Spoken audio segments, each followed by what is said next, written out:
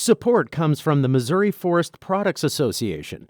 Missouri produces wood pallets, railroad ties, white oak barrels, hardwood floors, and more. Details on the variety of products made in the state are at choosewood.com. Welcome to St. Louis on the Air. I'm Don Marsh. Today we discuss changes in the practice of religion.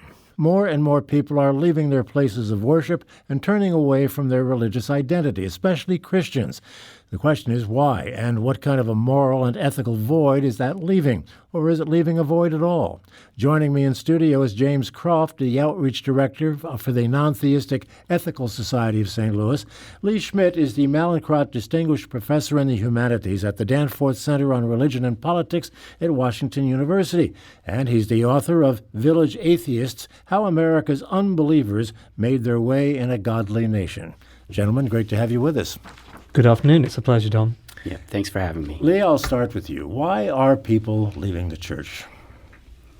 There are a lot of reasons. It's certainly clear that there has been a significant growth in the number of people claiming no religious affiliation. In 1990, it was about 9%, and now in social surveys, that's up to 25% or more. I think there are a lot of reasons. I mean, if you look at it in terms of this 50-year period, rates of religious affiliation were very, very high during the Cold War when it was a big part of American identity to claim some sort of religious identity. You needed to claim a religious identity in a way to be an American, to be a full citizen. And with the end of the Cold War, the ways in which citizenship and religious profession were interwoven were loosened up a little bit. I think that has made a big difference. The millennials are largely raised after the Cold War and weren't raised with that sense that a religious identity was so integral to being an American citizen. And it's among the millennials where the religious disaffiliation rates are the highest. So I think that's a big part of it. There's certainly other factors as well. The rise of the religious right in the 1970s and 1980s had a big impact, I think. The hyper-visual, hyper-present voices out there on the right, from Jerry Falwell to Jerry Falwell Jr., had a real impact among the millennials, too, in creating this association between right-wing politics and religion. So that certainly alienated a good number of people. So that would be a big factor. James, does that pretty much match your thinking? Absolutely. As the Outreach Director of the Ethical Society of St. Louis, which is a humanist congregation, I get to see the sort of micro-level version of what Leigh's been talking about on the macro level. I get to talk to individual people, many of whom have moved away from the religious faith of their childhood, and I get to hear their stories, and I hear similar things again and again. Many people have drifted away from their religious backgrounds because they want to maintain their intellectual and moral integrity.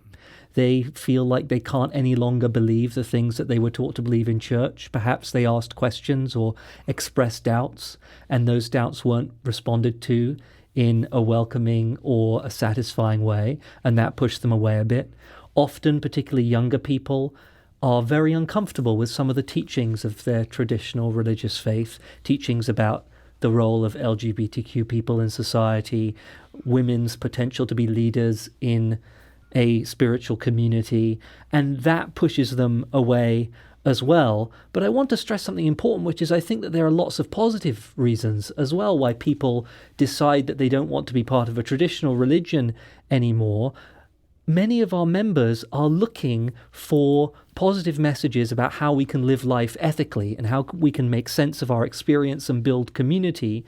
They don't always find traditional religious communities speaking to those needs anymore, and so they go to places which do, and that drives some of them to the Ethical Society and some of them out of congregational life altogether.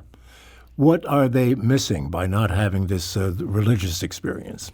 Well, I would say as a clergy person for a congregation that religious communities are very important, regardless of your beliefs about God or the supernatural. And I think that there's sociological research that supports that idea. Professor Schmidt can tell us more about that, perhaps. But I think that people who are members of a congregation are often happier and more fulfilled in their lives. They're able to develop deeper relationships with other people. They're able to make sense of suffering and get the support they need when something goes wrong. And they also tend to be more civically active, more willing to volunteer in their community, to play a role in political campaigns, to give money to charities. There seems to be a lot of benefits to being a member of a congregation, and that's why I'm happy that somewhere like the Ethical Society exists in St. Louis, because that means that you can be a member of a congregation even if you don't have traditional religious beliefs. Leigh, do you want to comment on that part of it?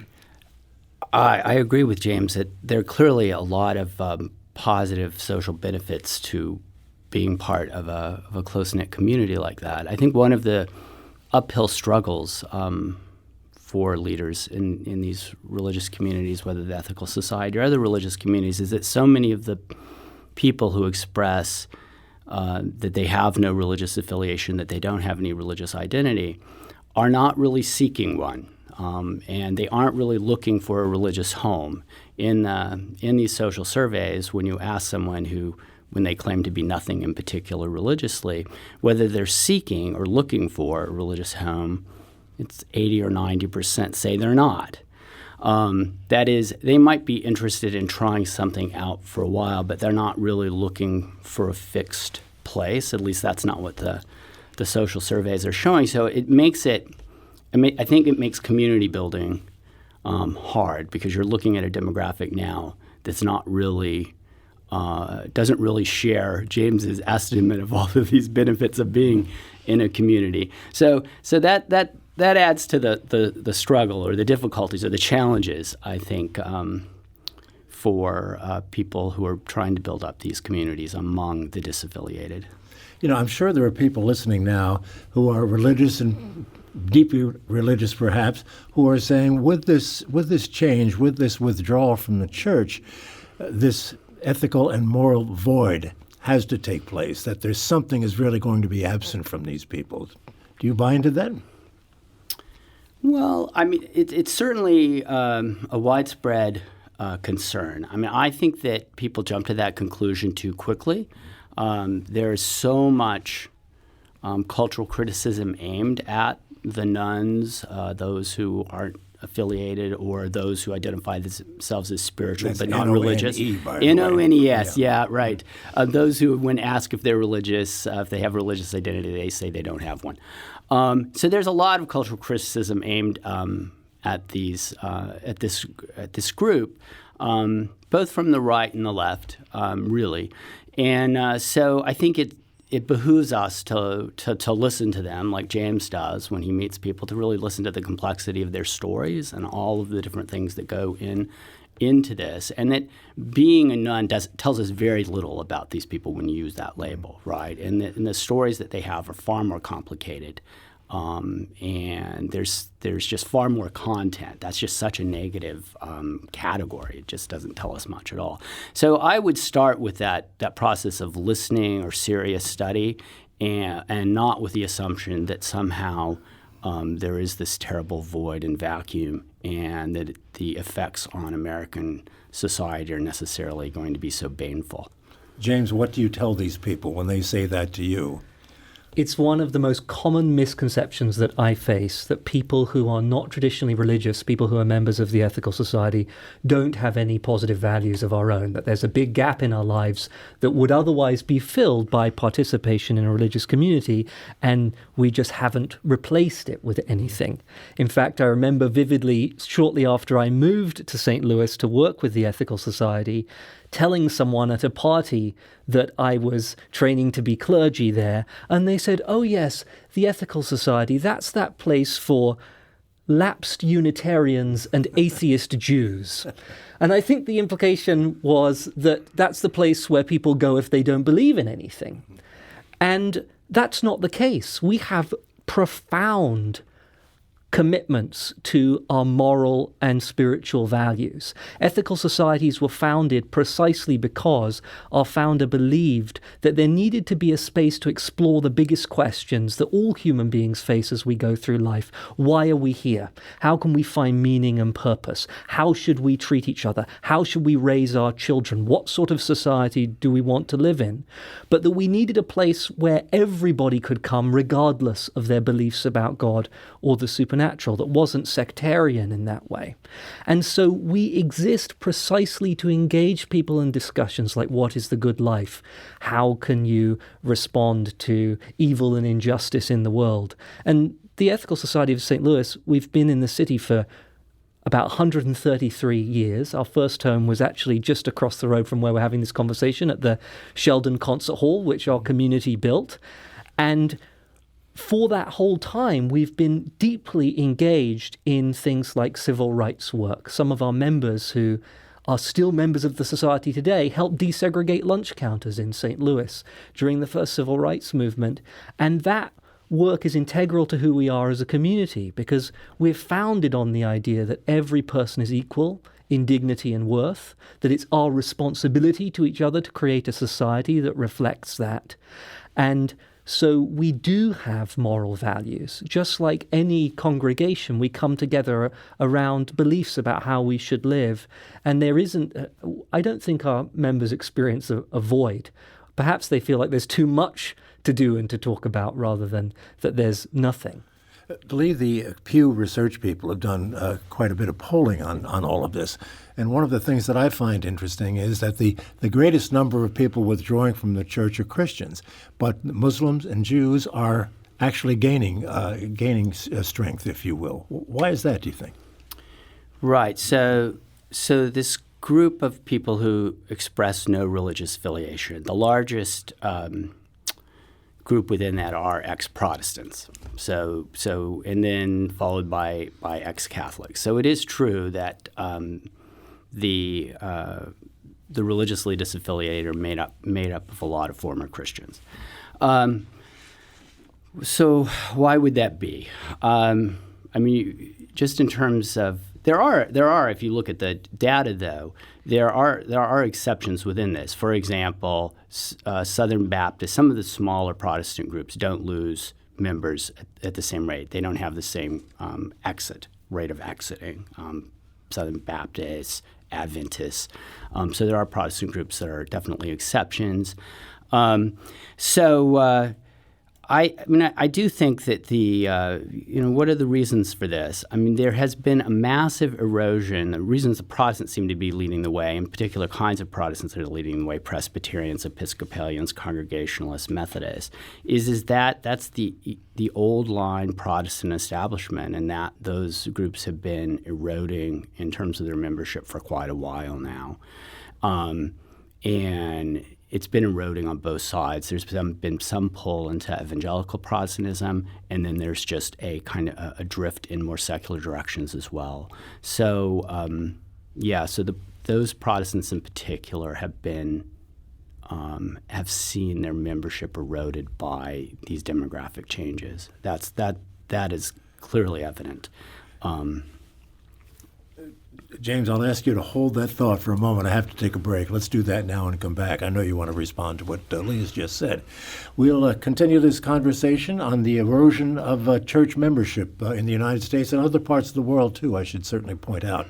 That conversation continues in a moment. If you'd like to be a part of it, give us a call at 382-8255. That's 382-TALK. Send us an email to talk@stlpublicradio.org or send us a tweet at STL on air. What has religion meant to you?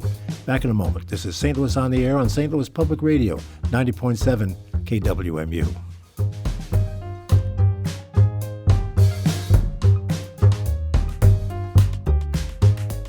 Thank you for listening to this St. Louis on the Air podcast supported by University College at Washington University, with undergraduate and graduate programs part-time, evening, and online. University College at Washington University, offering world-class education within reach.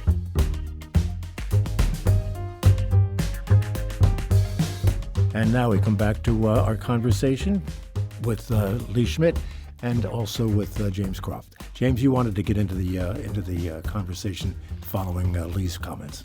So you asked the question, Don, about why certain religious groups might be growing while others are declining. And one question that I frequently get in my work is, why is it that the Ethical Society of St. Louis is the biggest ethical society in the country? We are a part of a network of humanist congregations, part of the American Ethical Union, which sort of coordinates the efforts of the different ethical societies around the United States. And the St. Louis Society is by membership the biggest one. And people are often confused by that because most of our other societies are in larger cities. And something that I think is very powerful is the feeling of being part of a minority. And I think that this may be one reason why religious groups like Muslim groups or Jewish groups may be experiencing less of a decline or even growing, is because when people feel a little bit unusual, when they feel like they're not part of the mainstream, they try to find other people like us.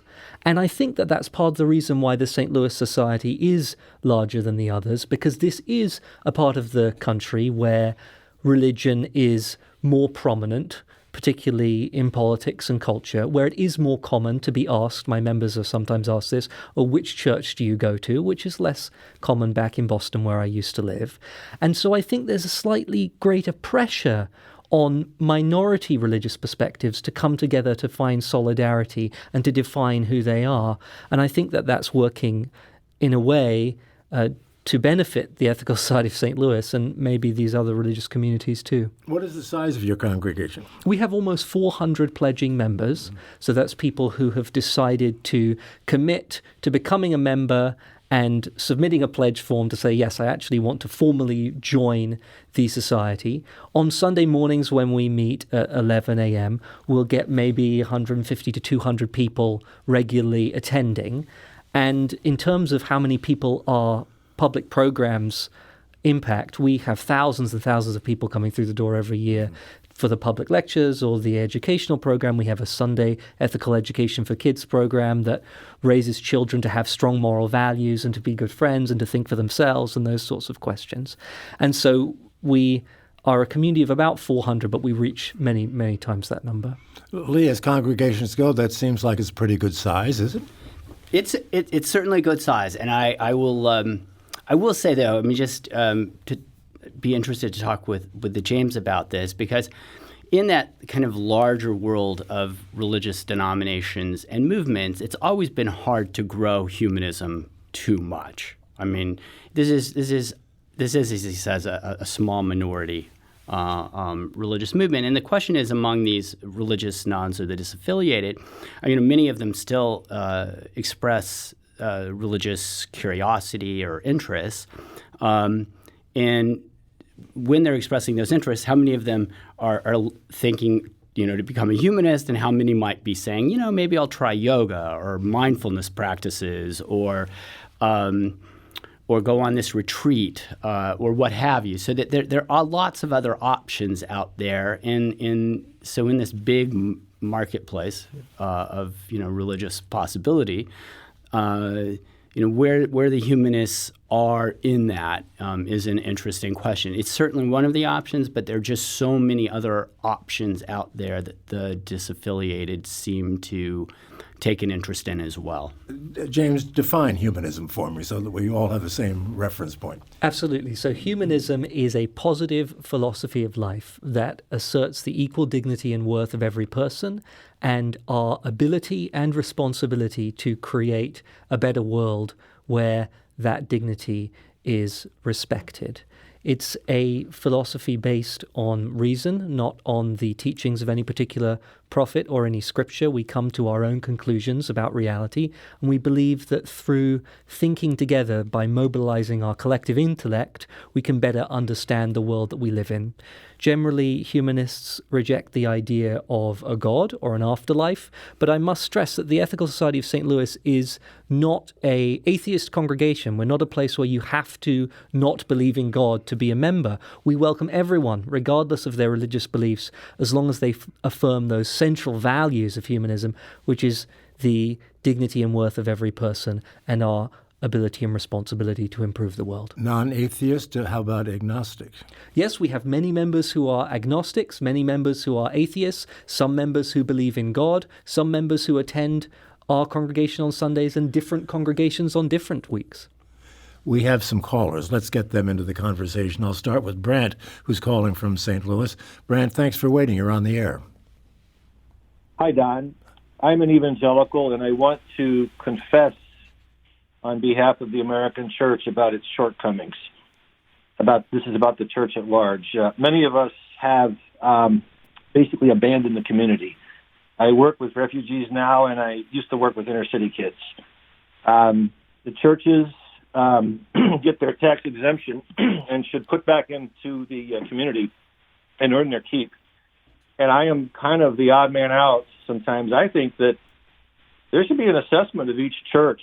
If you're not getting people off drugs, if you're not repairing marriages, if you're not dealing with latchkey kids, if you're not serving the community, you really don't have a right to this claim of tax-exempt status. I think that it needs to be a case-by-case basis. Brant, thank you so much for the call. James, it seems like he's falling right in line with your thinking. Absolutely, I entirely agree. It is the responsibility of all of us, whether we're a member of a congregation or not, but perhaps particularly those of us who are a member of a religious community that espouses certain values, to live by those values. And if our communities are not doing that, then we need to hold them to account. Leigh, is it fair to say that churches, to any degree you might choose, not fulfilling their obligation in this way? Well, I think Brent makes a fascinating point for us to consider. I mean, he identifies himself as an evangelical, and I think so much of the rhetoric among the disaffiliated and among those who buy into some of the new atheist rhetoric, for example, is anti-evangelical, just assumes that this is a homogenous group that doesn't share any of this social and political progressivism that they think is essential in the world. And this is a reminder of the diversity within the evangelical movement as well, and to be careful not to kind of create this big lump around the religious right, and to look within the evangelical movement in this country for these kind of diverse voices. And that really is important, because so much of the alienation, so much of the division, I think, is fed by this sense that we know, where the evangelicals are on all these issues we care about. And so often there are, of course, other voices in that community, like Brent's. Along these lines, we have an email from Jeff who writes, "To the question of morality, I cannot take credit for the phrase, but it's one of my favorites. If someone is immoral, they lack empathy, not religion." How does that ring? One of the things that we try and teach our children in our Sunday Ethical Education for Kids program is how to be more empathetic, how to activate their moral emotions so that they feel what other people who are different to them feel. So we certainly believe as humanists that empathy is an important part of becoming a more moral human being. I had an opportunity to talk to Doris Kearns Goodwin, the presidential historian, recently, and she said of all the great presidents, the greatest presidents had one quality in common, and that was empathy, first and foremost. Another call, Barbara in St. Louis. Thanks for waiting. You're on the air. Hi, this is Barb. I have a couple of thoughts. One is I read years ago that the more the world becomes chaotic, psychologically, people will tend to float towards religions that are very dogmatic. By contrast, I grew up Catholic, which was extremely dogmatic, and in my opinion, overloaded with dogma and tradition and everything else that eventually became the focus of the religion rather than the point of the religion. The spirit of the religion was to serve others. So in terms of the drift to humanism, I think it's lost its way. Christian religions have lost their way. And that's all I have to say. Thank you. Barbara, thanks. Do you want to respond to that, Leigh? Well, I think what Barb has to say there does tell us a lot about the way in which this notion of being spiritual in the world but not religious takes hold, there is so much of an association of organized religion with, or institutional religion, with too much dogma, too much structure. And so what appeals then is this notion that there are these spiritual possibilities out there, whether they come in these ethical, humanistic forms or whether they come in other practices around meditation or what have you.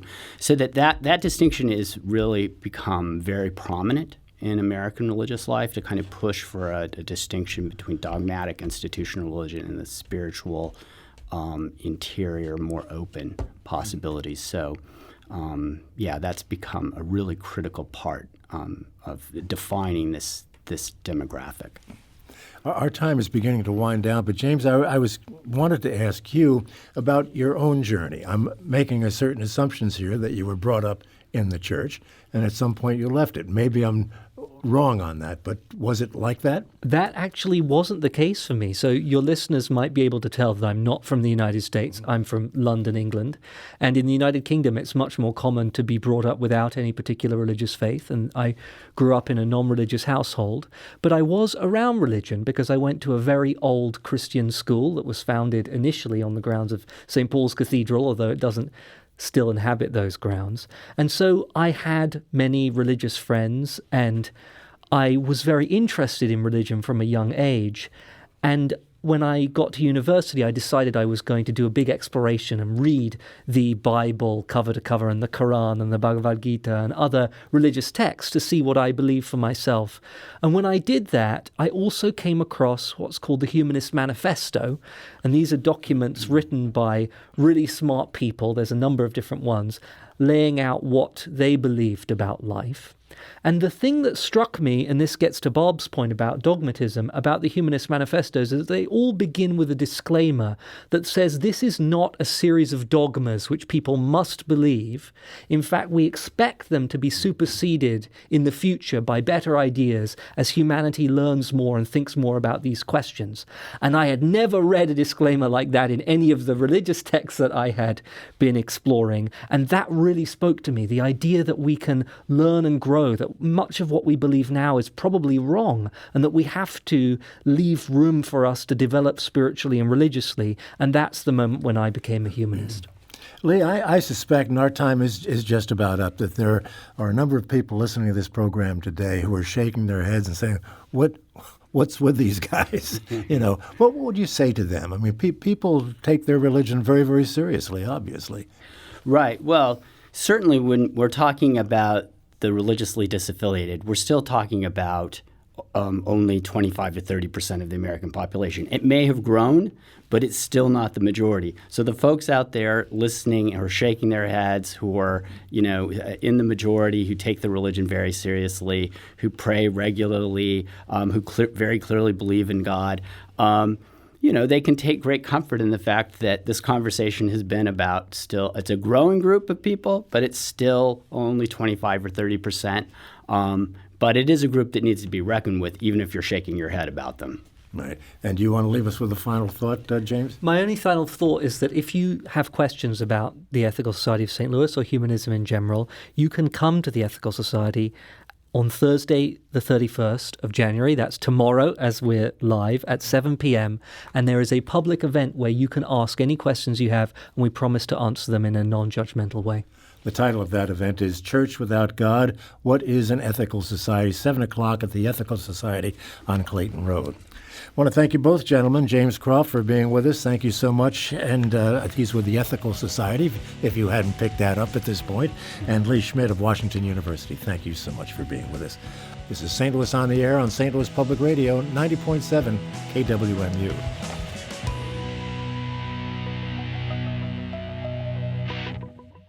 Support comes from the Missouri Forest Products Association. Missouri produces wood pallets, railroad ties, white oak barrels, hardwood floors, and more. Details on the variety of products made in the state are at choosewood.com.